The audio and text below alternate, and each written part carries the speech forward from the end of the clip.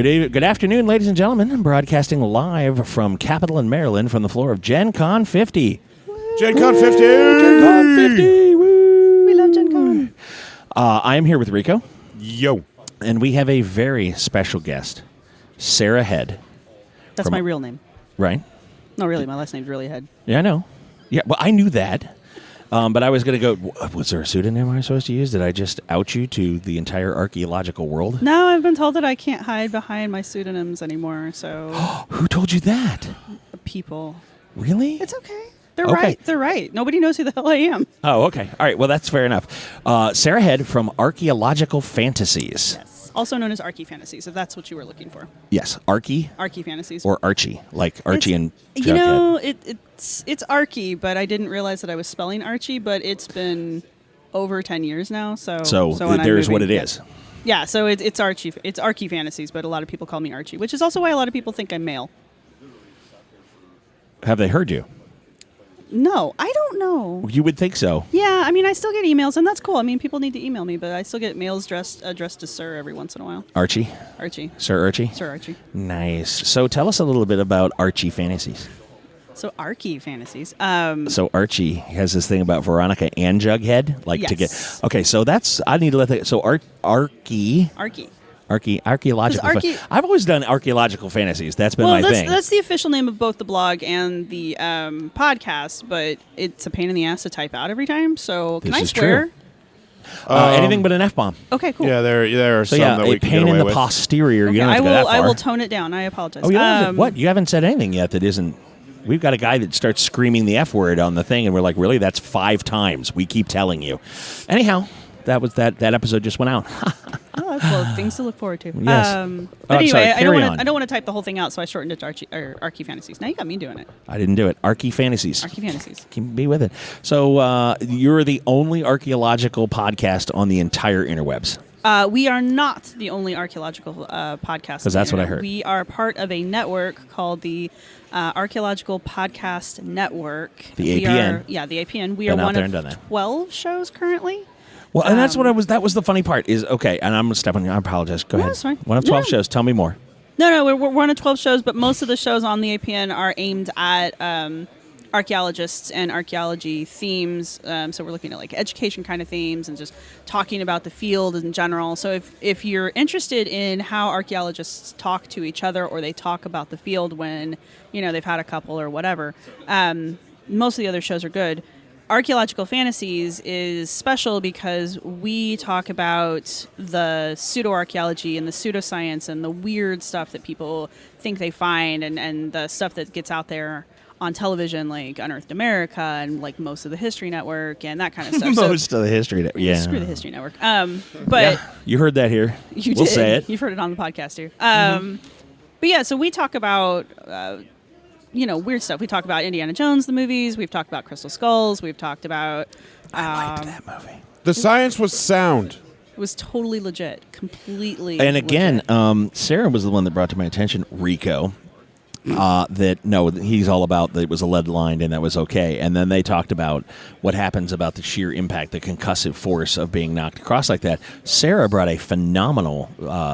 clapback of he did drink from the cup in the third one, didn't he? I mean, so he's gonna be immortal.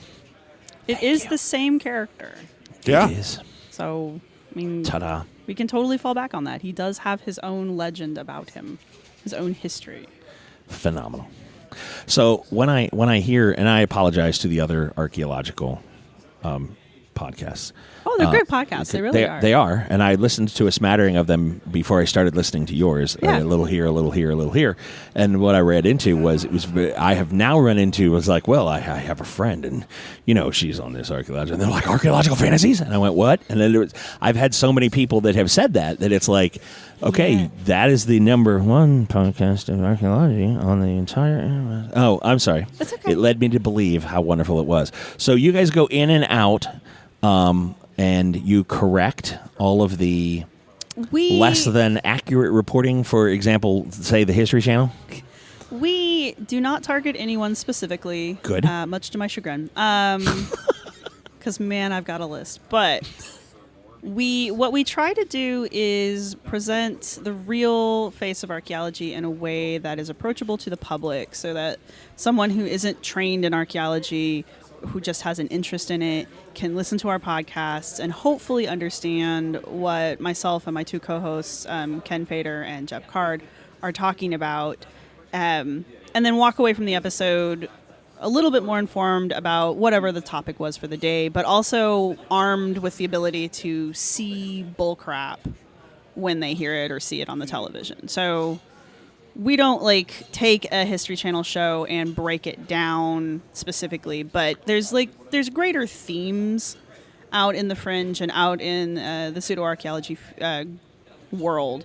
And we try to address those larger points, and we try to use examples from the real world, like the Newark Holy Stones or the Bat Creek Stone, or I'm just trying to think of some of the more recent things we've talked about. Like, we've got an episode coming out on hidden cities, hidden Maya cities, and that kind of stuff, and P.T. Barnum.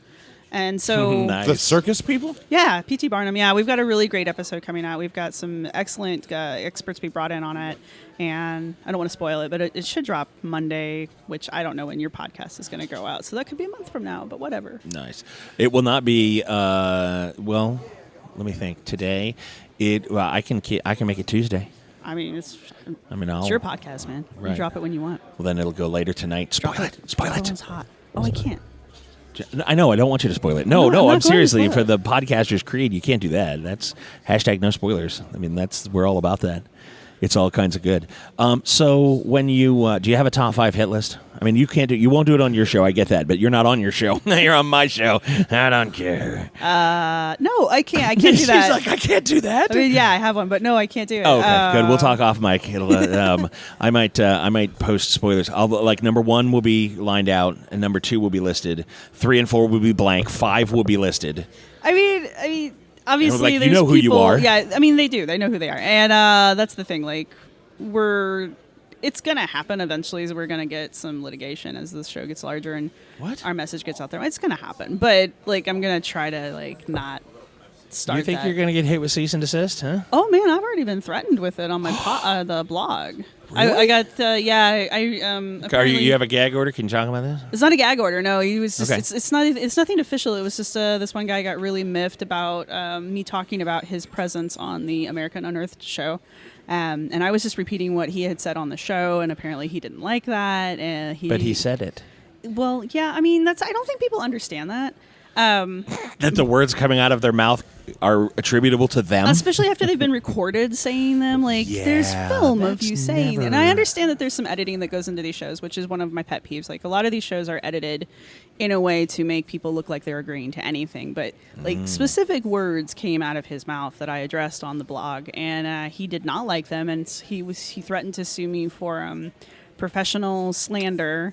Whoa. And I was like, but you're not an archaeologist, so... Where's the professional? Right. Zing. So that's not an issue. Also, you said these things. And he was like, yeah, well, I'm going to sue you until you're so poor you have to live out of your car. And I was like, Like, well, already obviously there. you don't know what archaeologists do Don't. because I've lived Yeah, out of 'cause my car for 5 years now. So good- Archaeologists do that, like in the real world. Okay. Yeah. So go ahead. No, That's a thing. So let me ask: is it Al? Okay, so can I be ignorant for a second? Sure. I would love it. So is it Alan Grant, where we all go out in Montana and we've got the thing where we put the shotgun shell and then it's like 1970s technology and it shows the little picture of the raptor? Do you guys do all of that? No, we don't hunt dinosaurs. You don't hunt dinosaurs? We don't do dinosaurs. Do you not listen to the theme song? Yeah, we are I do. Clear in the theme song that we do not do dinosaurs. I have wanted to poke at that. That's where I started with Alan Grant, and then I was like, okay, Beautiful song written by Archeo Soup. it's wonderful. It is a beautiful song. Yes. Go ahead, Rico. What were you going to? I was going to say, Scott, over here fooling around. I Scott apologize. may know what the theme song is, but our listeners do not. So he's trying to get information Oh, for them the song too. is literally called "We Don't We Don't Do Dinosaurs." Yeah. Right, And yeah. it's Archeo Soup Productions. Yeah, he was a YouTuber the same time I was. I think he still is doing YouTube So videos. yeah, Scott may be being naive, but it's for the sake of our other listeners that don't listen to the show or Because know. the title is We Don't Do unfortunate 'cause Dinosaurs. Scott and I will play off of each other as if we've known Yeah. each other for years. I don't know how that happens. I don't know. It's I just met amazing you. chemistry. I couldn't tell you. I don't know what's craziness. going on here. So that's why my opening line was going to be like, so Sarah, tell me about your show. We don't- How we many don't. dinosaur digs have you been on? When So- the opening I theme may be is talking in a certain tone to Scott, but to the greater audience, archaeologists do not dig dinosaurs. That you're looking for a paleontologist there. yes. So, then So Rico, do you want to learn what archaeologists do? no. He's like, I was no. Gonna, I was Then why gonna, are you here? I was gonna It's talk Nice. to her about her podcast. Oh, But, do it. Okay. So, does your podcast cover debunking fake archaeologists? Yes. And fake archaeology? Yes. Okay. So, you said you had like a top 5 list. You don't have to tell us what that list is. That's good. But I'm do. going to ask, are some of these fake shows on cable or network television? I mean, yeah, I'll tell you that like a lot of the stuff that's coming out on History Channel, and I think the Travel Channel for a while had a couple of the shows. I mean, I have issues with how entertainment media chooses to represent archaeology in general, especially when there's shows like those that they're like, hey, it's a show on archaeology, and it's like, yeah, where's your archaeologist? Oh, well, we don't have one, but we've got this guy who's an enthusiast, and it's like, yeah, it's not the same thing.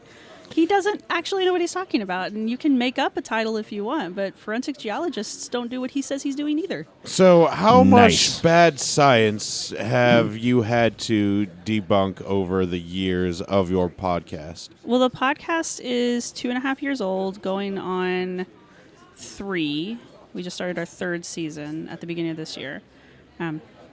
Yeah, so whatever. That sounds weird. So, about 3 years of bad science that you've had to sounds correct. weird. Well, yeah, but the podcast has existed for about not the podcast. The blog has existed for about 8 years now. So there was a blog before there was a podcast, and then a friend of mine, Chris Webster, decided that he wanted to try to build the APN, the Archaeological Podcasting Network, and I wasn't the first show. Our show wasn't the first show that was proposed, but pretty much after he got the CRM Archaeology podcast going, and he got a listenership for that, he and I proposed to Ken Fader if maybe he would want to come on a show, because Ken's actually pretty well known in the archaeological community for his work debunking bad archaeology and bad science and advocating for archaeologists, professional archaeologists, to come forward and address these kind of things, because part of the problem is that professional archaeologists, at least in the past, the problem has been that they don't want to deal with it. They think it's silly. They don't want to be associated with something goofy like that, because it can be career ending if you come out in support of something that's blatantly stupid. So It's okay to say stupid. Yeah, and I'm trying to be diplomatic because I'm representing my podcast. So We love you. So we asked We're Ken to be done. on the show, and he jumped on it, and I'm so glad he did. And then about a year and a half ago, we brought Jeb on, and it's been the 3 of us ever since. So yeah, we've got a really good, and Jeb also is a big advocate for professionals coming forward and speaking out against this kind of stuff and going to conferences. Jeb gets out a lot and goes to conferences where the fringe is present, and he doesn't confront them face to face, because there's no point in confronting people face to face over these kind of things. But it's good to know what they're thinking and what they're saying and what they're doing, so that you know what you need to correct and what you need to talk to people about. Because a lot of it's not done out of malice; it's done out of ignorance. Well, and to make a buck. There is a lot of that out there, and So you're saying there's an this goes back to the alteology whole out I there. can't tell you what my list is. There's what? You're saying there's an alteology out there. Ooh, that's a good one. Alteology. I'm gonna bring that one up. Feel free to use it. I'm going to. My Hashtag gift. Alteology. From There you go. Gaming with Scott. It's all good, baby. Aw, I got a gift. It's I got wonderful. a word. Yay! And words are they're the best Words gifts. have power. I've been They do. sitting on They that do. alteology word for about 10 minutes. That's why I wanted to say something. Nice. Nice. Well, because much like management, and in my day job, I'm a manager, and manager is boring, repetitive work. have a job? I have a job, right? I know. It's like I have a job. Really? Seriously, a real job? McDonald's? What's like this? that pays the bills? What? Archaeology is or can be a boring, laborious, repetitive. I mean, I don't want to categorize. You tell me. Is it as shiny as the TV shows would make it? I mean, Well, it is depends. Which TV shows you're talking about? Like, am I punching Nazis? No. Am I digging, Hashtag Indiana. Right? Am I digging large holes that go for meters into the ground? Yeah, I'm doing that. Yeah. But it depends. Like, if you are not the kind of person that is detail driven and who likes to have a very abstract problem that you have to put together and may not necessarily ever get the right answer from, you're probably not made for archaeology, because no archaeologist that I know will ever say 100%, well, on record, will never say that we know something 100%, because there's no way to know something. There's a difference between inductive and deductive reasoning, and we have to use them together, because, like, I'm gonna get way too deep into this, but, like, you know, No, it's perfectly you're okay. good. right? Like, we're the person that comes in after the sandwich has been made. Like, there's a sandwich. Okay, where'd the sandwich come from? Well, we can take the sandwich apart and maybe figure out who made the sandwich and how they made the sandwich and why did they put the mustard on the top layer and not on the bottom layer. And Because you know, everybody knows mayonnaise is better on the bottom. well, I mean, but yeah, It's so a water there's your blocker. culture. So there's your culture that puts the mayonnaise on the bottom, but maybe, like, my culture puts mayonnaise on the top. So now I need to figure out why your culture thinks mayonnaise on the bottom is better, and blah blah blah blah. And so that's what archaeologists do. And the sandwich is basically the unit. You know, you cut the sod off the top, and then you start taking the layers down, and you're going through, like, the mayonnaise and the cheese and the this and And the that's that. tomatoes. Well, the tomatoes were always next to the mayo.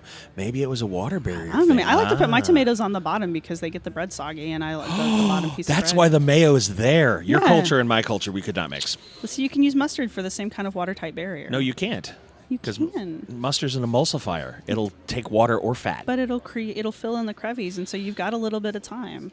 Only a little bit of time. How long with are you mayo. Like, are you staring at the sandwich? Are you making a sandwich? What if I'm making a Sometimes- group of Yeah, sandwiches? sometimes you have to make lots and lots of sandwiches, and you can't eat yours right away. Well, If see, it's a and this is hoagie, where- by the time I put the tomatoes on this end, the tomatoes on that end are full sog. And I'm see, done. and that way we're looking at deposition, because we see that the tomatoes on the left side got put down before the tomatoes on the right side. And Right. look what happened to the tomatoes as they went across. But that wouldn't happen if you use mayo. I'm just saying. I know. So No, I get not exactly every what you're culture- saying. Not No, every I culture see wants exactly to what put you're mayo saying. on the bottom. And it is fascinating. Yeah. Okay. I mean, it drives people to end. And it's amazing. It does. I- And, like, the biggest problem with archaeology isn't that people think it's boring, because a lot of people don't even know what archaeology is. Like, they don't know That's enough why I about started it with to a know dinosaur question. Yeah, they don't know enough about it to know that it can be tedious.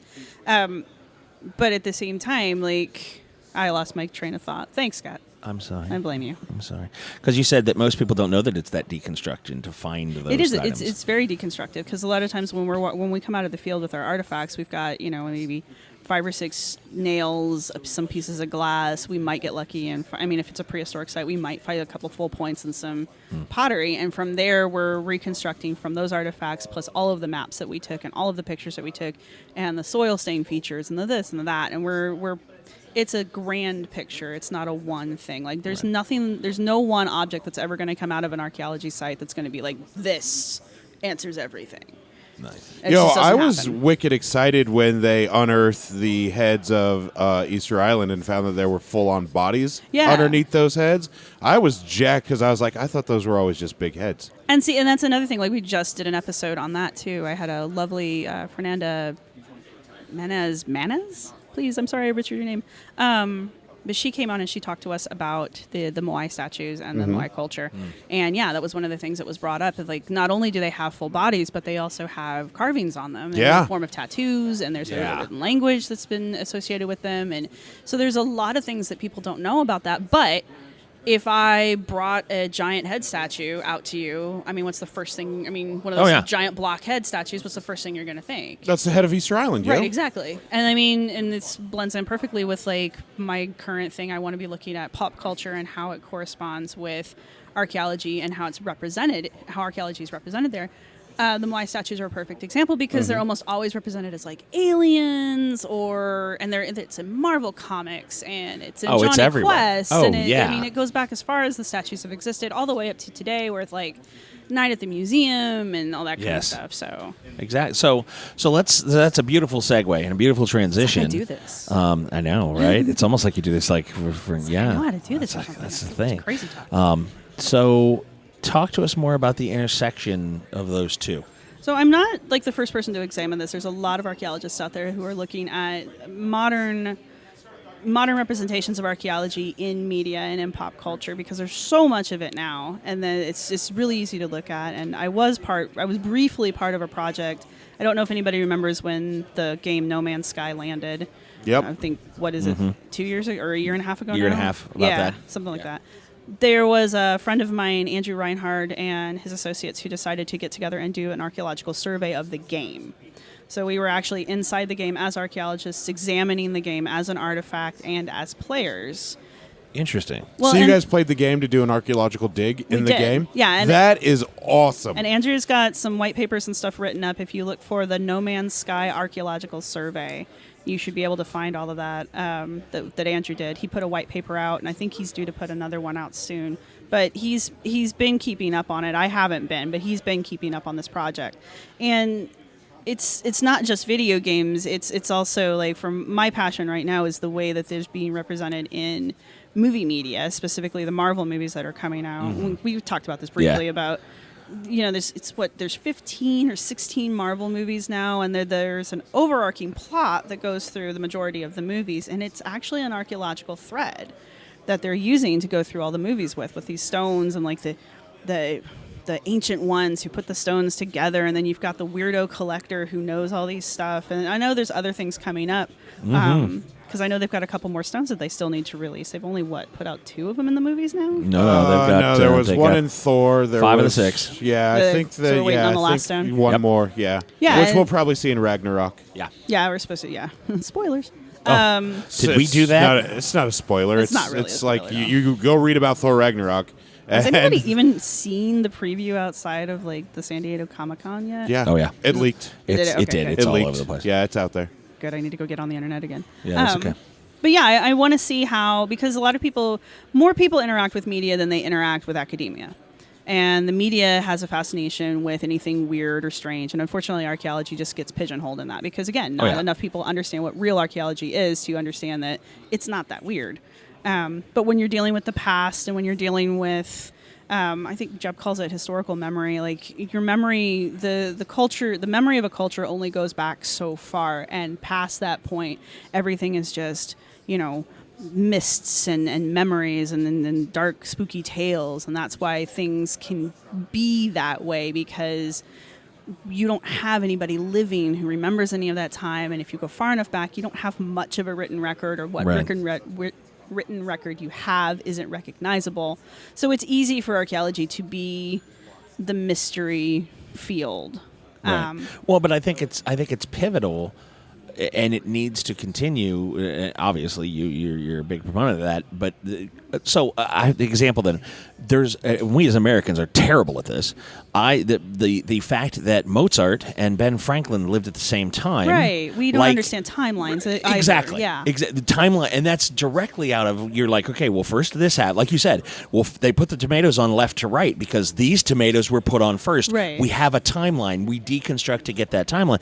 Like my son, Benjamin Franklin, created a musical instrument that Mozart wrote a piece for. Mm-hmm. And he was like, how did Mozart write a piece? He lived like thousands of years before Ben Franklin. I'm like, they were alive at the same time. Do you not? And we as Americans, and that I felt that I had done a horrible thing, that my child did not know, like, these two historic people, they lived at the same time. You know that, right? Like, Ben Franklin went to Europe, and they met, right? And he was like, you'd have thought I was just like manna from heaven. He had no idea. Yeah, I blew his mind. And he was like, what? Ben Franklin, the inventor, and Mozart, the music, at the same they were in the same room. And I was like, seriously? Yeah. I felt really bad. But this is the kind of deconstruction. And it's the kind of thing, like, that would be more of a historical thing, but we have a lot of that ourselves in archaeology. But people don't understand when certain cultures were around. Like, they don't understand what cultures were contemporary to others, and so they don't understand that the Egyptians weren't the first culture, or that the Chinese weren't the first culture, that they were existing at the same time. And that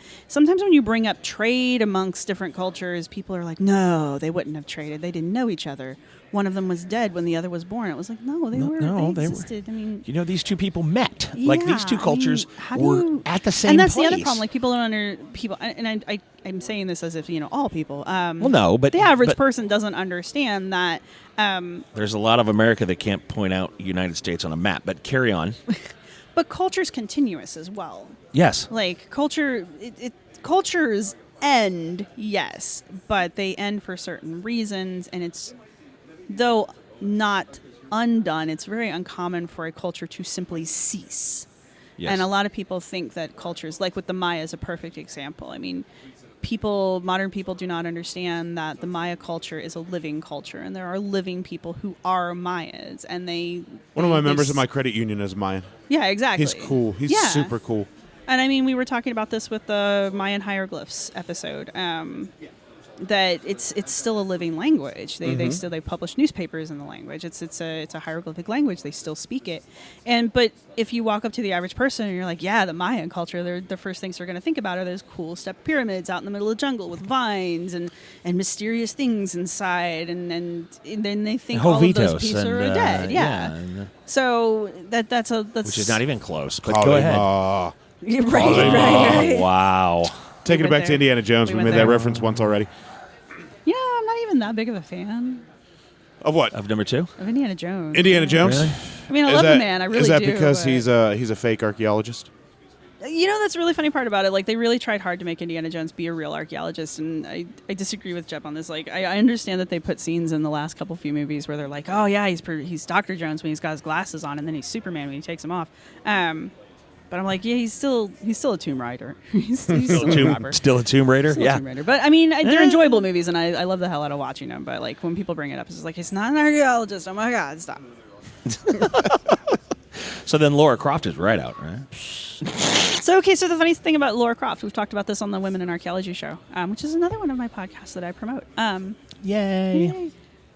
The original Laura Croft was actually, I mean, there's a reason the game is called Tomb Raider, but I guess with the new incarnation, Oh, is that like a... Is that... it was kind of a Is that giveaway. like ironic? Yeah, it was kind of a giveaway. Oh, it's a callback. Oh, okay. Oh. But never so put I it guess together. the newest incarnations of her, she's actually an archaeologist. Like, I guess the first game where she comes out, or the more recent first game where they relaunched her, she was on her undergraduate dig or something, and that's where Nice. she gets captured. I haven't actually played the games. I'm sorry. That's okay. Well, I always thought she was there to stop the Tomb Raiders, and that she had to climb her way and then shoot the bad guys who were going to raid the tombs. I mean, no. And then take everything as she goes through it. that could have been a giveaway. Yeah. No, Okay. they what they did with Laura Croft with the rebooting is, I think, probably. Well, I'm not an archeologist, so They tried to don't accredit take. her. Yeah, they tried to. Yeah, Yeah. they tried to Yes. make her a legitimate archaeologist. Yeah, and I mean, I appreciate that. I appreciate that thought in the game world, and how. And again, this is another one of those things about how archaeology is represented in the media and how they're evolving. You know, I mean, so obviously somebody was there and was like, okay, look, real archaeologists, ABC, and they're like, okay, well, we'll take A, and they ran with that. But at least they tried. So, and everybody who's played the game tells me it's a phenomenal game, and they really enjoyed it. So, There you go. I just, because I feel like I feel you could make a game out of archaeology that could be interesting and people would want to play, but you wouldn't have to make it like super boring or anything like that, like Minesweep or something. So, in Minesweep archaeology. the world of archaeology, is there ever that aha moment or that rush of adrenaline, being doctors and scientists, when you find something or you stumble upon something? Oh, yeah. Or you hit a breakthrough and A plus B connects equals C. So I assume you're an archeologist since you... Okay, well, I don't know her, so I'm sorry. I just This is true. play one This on the is true. radio. Right? Yeah, I don't know you, so this is a very... Someone on the History Channel is going, that's Serra Head. She's not even credible at all. That's, that lady I here, she's am not a even real right. archaeologist. She I is. have 14 years of experience in the field in the lab. I focus mainly on CRM archaeology, though I have worked academically. What is CRM?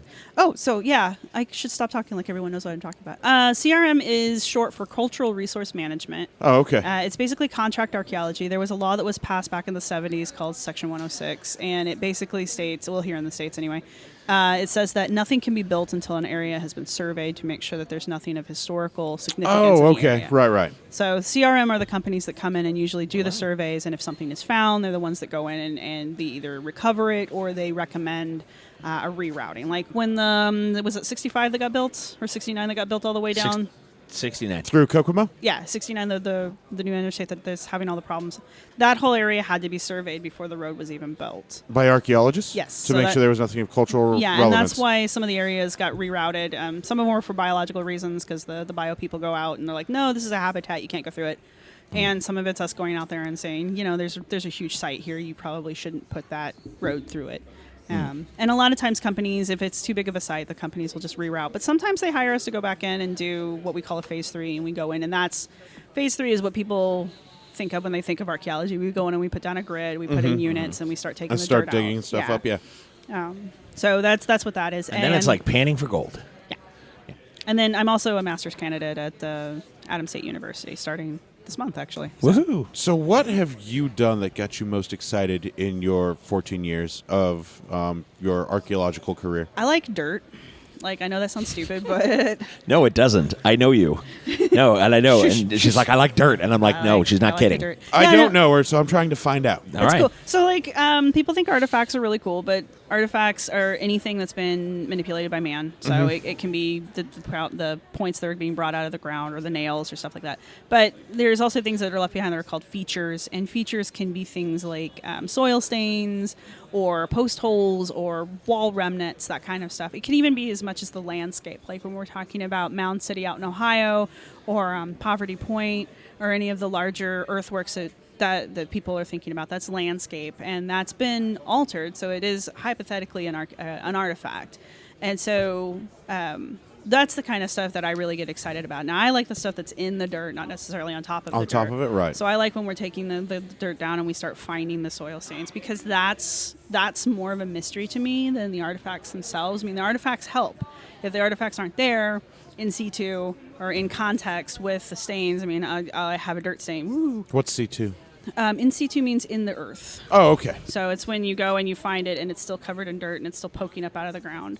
So that helps us identify what the stains are for. And when I mean stains, I mean like you'll have your lighter colored dirt, which is the undisturbed dirt, and then you'll have, it literally looks like a dark stain, like someone poured oil or black paint on top of something. And that's the stain you're chasing, and that's your feature. And you take that out, and there's usually artifacts in that dirt, and you take all that out, and you analyze what it is, and you can figure things out, like where the house was, where the floor was, what were they doing in that room, just based on the things that are there.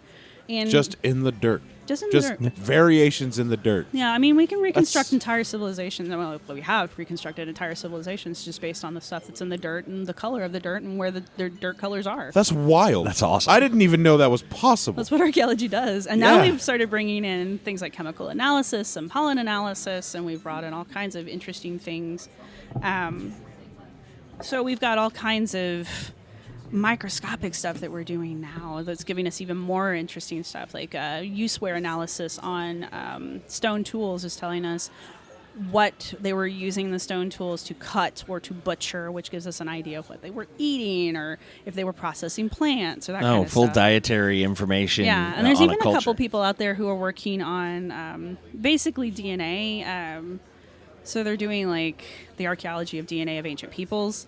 And this is not to be confused with the Ancestry.com stuff where you take a cheek swab and they tell you like you're from wherever, because those things are not accurate and you're wasting your money. That's all science, guys. It's fake science. I mean, your DNA is real, but there's no way that your DNA is going to pinpoint you down to like the Balkans. It's just not going to happen. No. Yeah, it's just not how that works. Yeah. But we can use DNA analysis in conjunction with archaeology, which gives us a lot more information about a culture and a people and intermarriage between two different groups and that kind of stuff. So that's super cool. Is that not cool? That is super cool. So I know that there is a lot of document. It is cool. You are right. Cool. It is awesome. Dude, I could go on with this interview for hours. We could just say skip the last interview and this one will just run over. Because there's a lot that I want to learn and ask really about. Mean too. I was like, screw that guy. Forget about that guy. We know who's next. I'd rather talk about science. Sorry, you got bumped. We're talking about science. Science is a thing. We do that here. I've seen a lot of documentaries Contrary to on the rest of Indiana. Stonehenge and other henges and stuff like that throughout the world. He's going to henge now. No, I'm not. I'm going to ask. Oh, okay. Go for it. Is that typical a typical site that an archaeologist would go into to try and discern what it was used for? Would they try to figure out why it was there and who put it there, or is that Well, Stonehenge? Yeah. I mean, Stonehenge is a great site because it grows every time we come up with new technology to examine it. Mm-hmm. Originally we thought it was just Go ahead. Originally we thought you in the back. You in the Yes, back? you're in the Did back. you have a question? Yeah, I did. I'll wait. I'll hold my questions.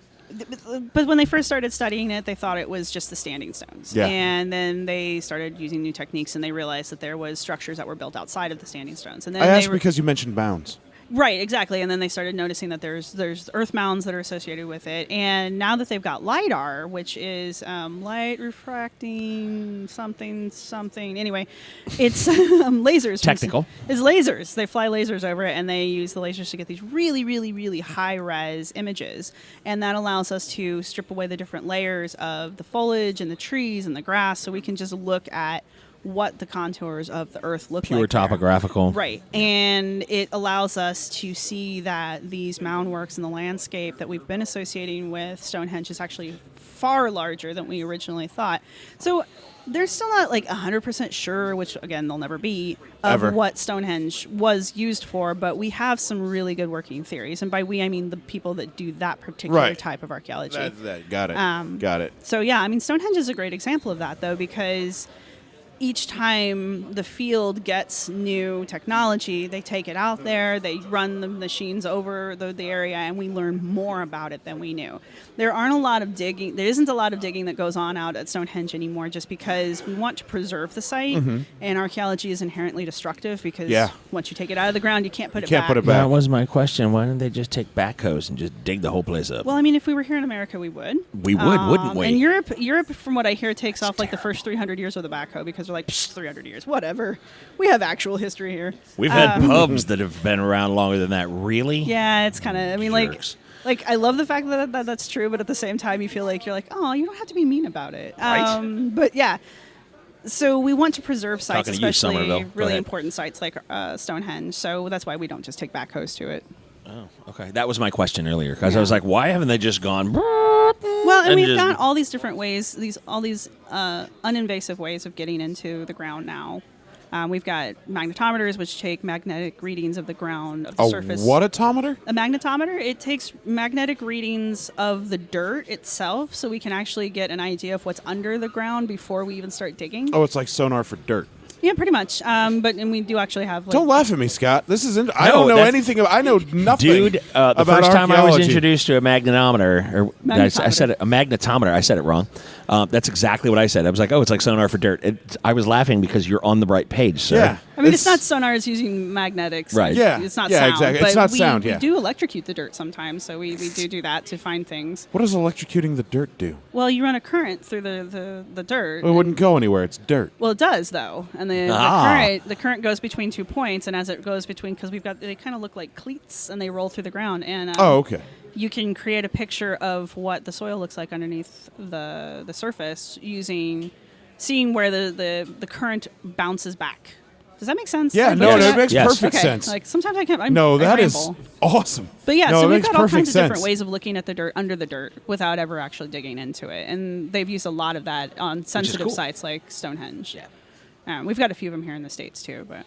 Because I know like what? nothing. I know Poverty everything point. about Right, okay. archaeology, but I know nothing about real archaeology. Well, and that's the thing, like cargo cult archaeology, like I like to call it, or cargo cult science, where they're just mimicking the steps of science without understanding what they're doing. Like they don't understand all of the work that goes into it, but they know that there's a conference, and they know there's a paper, and they know there are artifacts, and so they do pieces of it.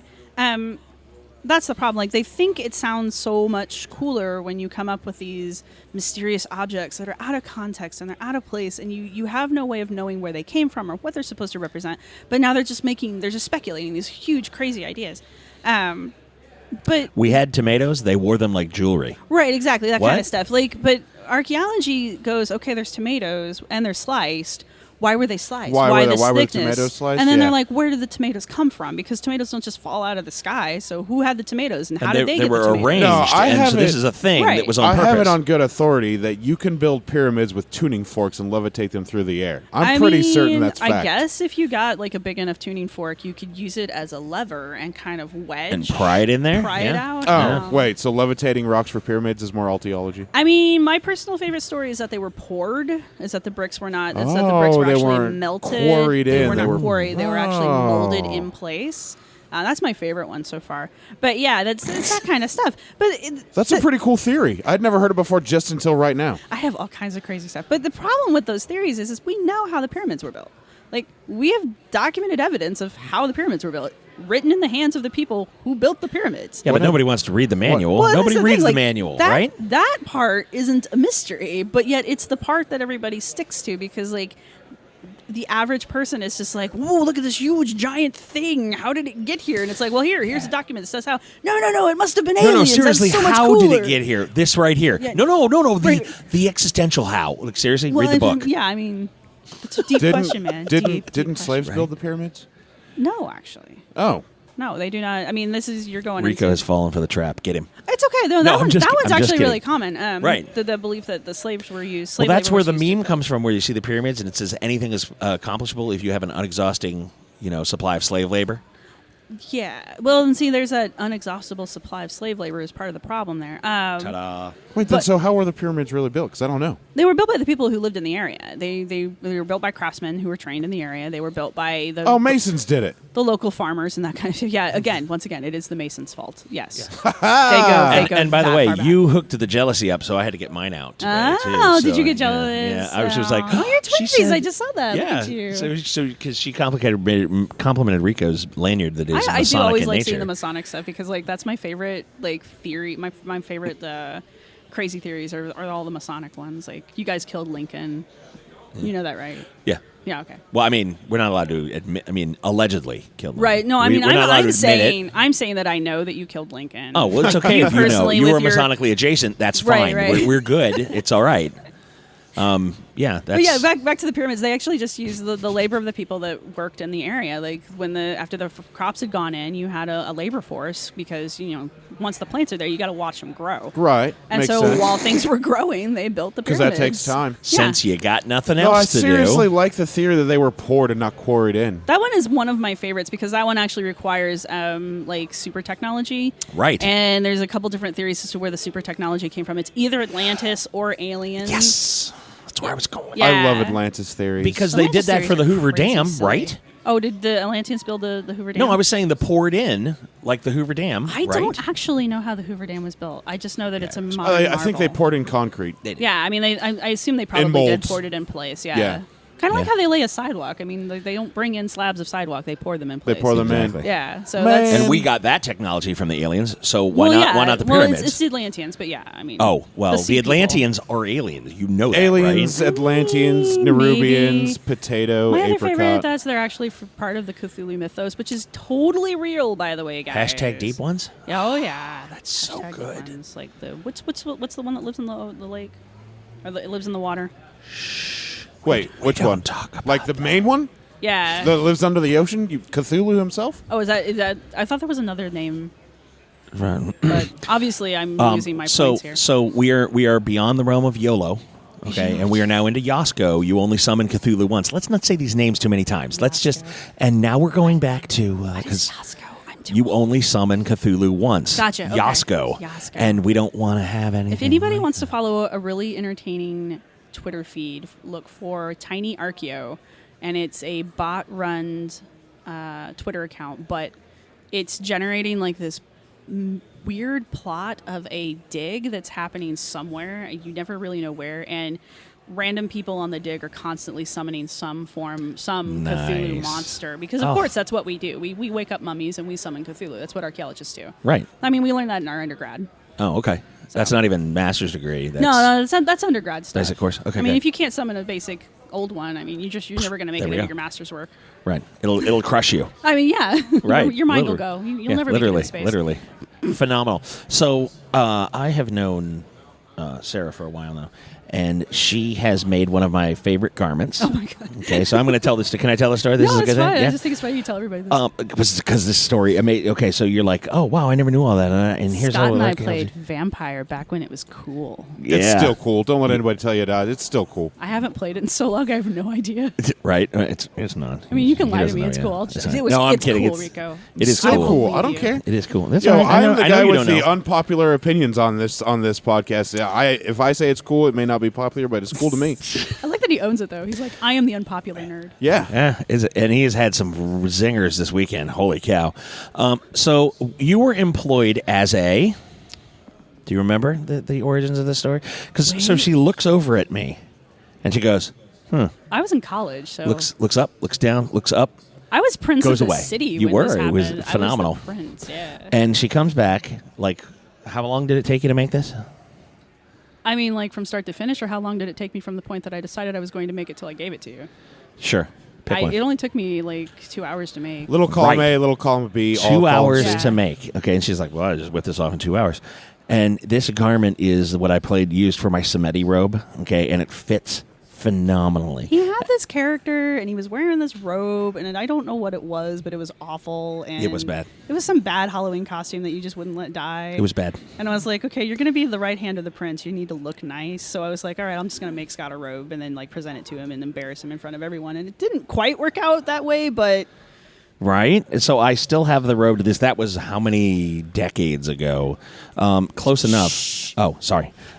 And she goes, Half of a decade ago. half a Thank decade you, ago. thank you. So I she like gives it to me, and I throw this on, and it's immaculate. I give it to him, fit. and he like, no, this is the part that worked out really great. I give it to him, and I'm like, it's all in character too, because I was all about giving gifts in character, which completely threw everyone off. Yes. But I'm like, here, you're mon papillon. You are my right hand, and you need to be presentable. And so I give him this robe, and it's this horrible, tacky, purple crush develop, and I'm just like, oh, that's perfect for Scott. So I give him this robe, and he takes it, and he's just like, thanks. And I'm like, okay, well, go change. Go put it on now. And he's like, Seriously? I'll get on that.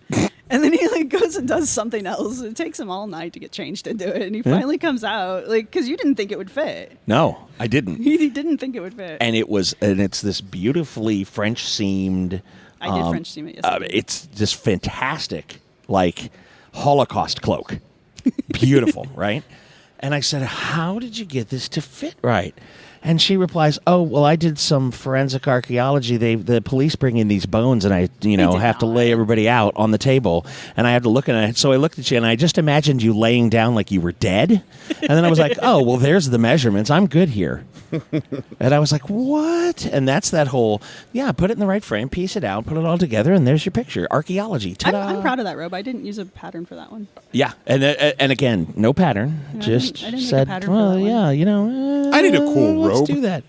Yeah, I'm right. gonna have to find my own archaeologist to Right. make me a Yeah, cool robe. I don't sew for people anymore. Yeah. Yeah. But I do have a cool machine that I use for myself. Because I was going to say, do you take commission pieces? No, I No, don't. you No, don't. I You've do moved not. past that. No. No, You're- she's a scientist. She Yeah. doesn't have time to sew. She's internet famous. She's a scientist. Internet She's famous. I'm so not internet famous. she's it's all over. And there it is. But no, I like to throw that back because to this, I wear it every Halloween. I know, I've seen pictures of you in it still. I wear it cracks me up every time you wear it. I'm like, Halloween. And I'm like, yeah, that's it. And I was like, shout out to Sarah. There it is. It's a good robe. It is the phenomenal, and it has stood the test of time, fashion wise and construction wise. No, I made you the And- black one. You were wearing Yes. the purple, the ugly Yeah, purple one. That's I was right. hoping you wouldn't remember that part because I was like, the crushed purple right. velvet The was crushed all purple me. velvet Oh was wait, you. the picture, every picture you're in Halloween with the It's black the, robe. It's the it's black that one? robe. Yeah. Yes. Oh, I've seen that robe. That's a w- nice ass robe. Thank you. Right? That's And it's right. it's phenomenal. Yeah, Yeah, I was hoping it's like maybe great. she won't correct that. You were No, like the she didn't. skull pimp, and I was just like, I- no, I can't have that. I was a sculled pimp. Like half the city already wanted to kill you anyway. Just I needed for that I needed outfit? to clean up your outfit. I needed to clean up your she image. cleaned up my act. It was wonderful. And then they still tried to kill you anyway, but whatever, vampire. Yeah, whatever. Well, again, as I said on the last podcast, I suffer from the 10-point flaw played by Scott Troiano, so right, yeah. it's a thing. That is pretty funny. So, do we call you doctor? No. Do we call? Should we call you doctor? Should Should we we like doctor? Would you Doctor, like us doctor. to I call mean, you doctor? you can call me doctor. I can See, 'cause play I was gonna doctor, but I don't actually have my PhD. So Oh, okay. I'm gonna pause you there for half a second. We'll come back to the doctor thing. So why do they get a backhoe out at Stonehenge and get the Pandorica out? Right. So after Seriously? the cops Shouldn't they arrest do that? you and What's a throw you in Pandorca? jail. Don't talk to me. Oh my God! Did you really? I don't know what a Pandorca is. And then she said, "Oh my God, did you really?" I'm sorry. That's now a soundbite. That's happening. Sorry. The Pandorica from Doctor Who? Because that's doctor was what took me there. He's not a Whovian. Oh man, that hurts. That's like Amy was in the Pandorica for like 2,000 years. 2,000 years. Rory waited Rory outside waited the whole for her time. the whole time. You said Pandorica. And then for some stupid reason they broke up over not being able to have kids. No, and they didn't break up. They went back in time together when the Weeping Angels touched them. When the season started, like that was the end of Yeah, that there was season. the It breakup, like, I and it was waited like, for you for 2,000 years, and then like they start the next season, and it's like, oh, they broke up because Amy can't have kids. Because that's going to happen. Sorry, you said Pandorica. I heard Pandorca. Pandorka. Rico, I'm going to be mean to you. Oh, rainbows. Yeah, yeah, that's fine. If Scott had pronounced it correctly, it wouldn't have been an issue. Yes, it was purely why are you on me. Friends with Rico, why are you because friends with Scott? we work really, really well together. There it is. He brings a certain je ne sais quoi. You bribe him, is what I'm hearing. Yeah. Well, I've been known to. I mean, that's true. When I have friends. That's true. That's all I'm saying. So, gaming with Scott is now a sad affair. No, I'm just kidding. No, it's not really. There's there's going to be beer and dinner later. I'm going to be just I'm going to be fantastic. Yeah. Everybody there. It is fantastical. All right, so where can we find you? Where's all of the websites, all of the deets? Okay. Rico's got this one. You mentioned you're on a network. Yes. Just a full-on network. What is the name of the network? The Archaeological Podcasting Network. Archaeological. Or the APN. All right, Archaeological Podcasting Network. All right. Yes. And what is the name of your podcast? My podcast is called Archaeological Fantasies, and there is a blog component. So if you Google it, you'll probably get the podcast first, because it is more popular. Okay. You can also what's type the in, shortened name again? You can also type in Archy Fantasies, which is Archy Fantasies. Yeah. So it's Archy Fantasies if you no, want it's to spell Archy. it. It is. But that'll also pull up the Twitter account. Oh, all right. So what's the Twitter account? Yeah, What's the Twitter handle What's the here? Twitter then? Archy Fantasies. Archy Fantasies. Archy Fantasies. One word? It's all one word, yeah. One word? No underscores, no parentheses. hyphens. All one word. And there's also I mean, I'm on Instagram, I'm on Twitter, I'm on Facebook, but I don't check it, so don't send anything there. All right. Really quick question. How would you type up Gencon if you were looking for it in a search engine? Yeah, we're not trying to be an asshole here, but I'm going to... that's a good question. I feel like this may be slightly passive-aggressive. Just no, ask it's it. full Just on ask it. aggressive. Getting that vibe. There ain't nothing passive about it. I don't know. When I hashtag it on everything that I'm doing, it's one word. One word? Thank One you. word? One word, huh? Thank you. Hashtag Gencon. Ladies One and word. gentlemen, she is an archaeologist. She knows that I am. Gencon is If you one word. had to I am. deconstruct this, you're still looking at one word. Thanks. I'm still looking for one word, yeah. And that's I mean, the I know there are professional some people who archaeological do take. put the space between it, but it's like, Those you know, people when are you wrong. have the misspelled word and there's only like 100 hits on it because everybody knows that's the wrong spelling of it, that's what you get. See, that's what happens when you put tomato on top. You misspell Gencon instead of tomato on bottom You when could it's one word. hypothetically put the cheese on the bottom, and that would create your water. She's type right. barrier, too. She's right. She's But then the absolutely cheese right. and the tomato slide. No, not if you tap. You gotta pat your tomatoes. See, that's why I love you.